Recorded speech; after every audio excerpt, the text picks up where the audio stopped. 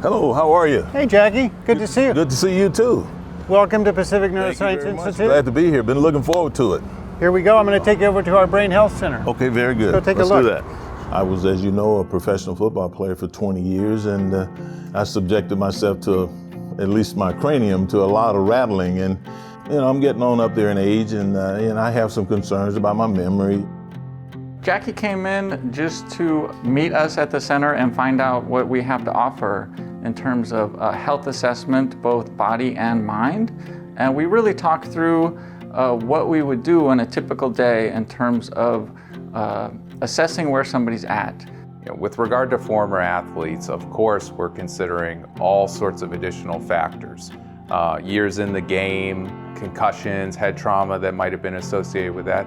It's all just part of figuring out the big picture and then zooming in to see exactly what's going on with this particular person. Because we're trying to figure out what are your areas of strength, what are potential weaknesses, and how can we come up with a personalized, targeted set of recommendations for you. We look at what medical, neurologic, and mental health factors could be stressing somebody's body, and we try to fix those. We find that the better that we get those things under control, the better people do over time. So we have a dedicated fitness space where we do cognitive brain training that includes both physical exercise and then cognitive stimulation. So what we're doing today is various activities that combine brain and body at the same time. Over time, over several weeks of training, we can improve what's called this dual task ability and hopefully other types of cognition like memory, reaction time, and processing speed.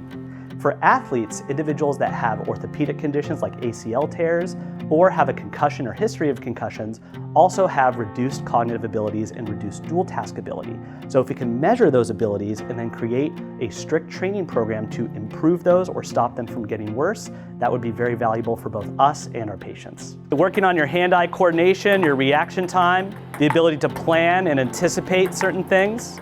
I never would have thought in my wildest imagination that ping pong can contribute to my mental Absolutely. stability. You can see the value you're thinking as you're moving. Yes. I never really tied my own personal physical flaws to how they affect me mentally. And it was really enlightening to hear how much the physical part of it contributed to the mental part. It can be very intimidating to be told that you have a health problem, especially when in your younger life you've been at the peak of your field, a picture of health, as it were. So I think it's just a really brave thing to do, to put yourself under the microscope, so to speak, and to get assessed.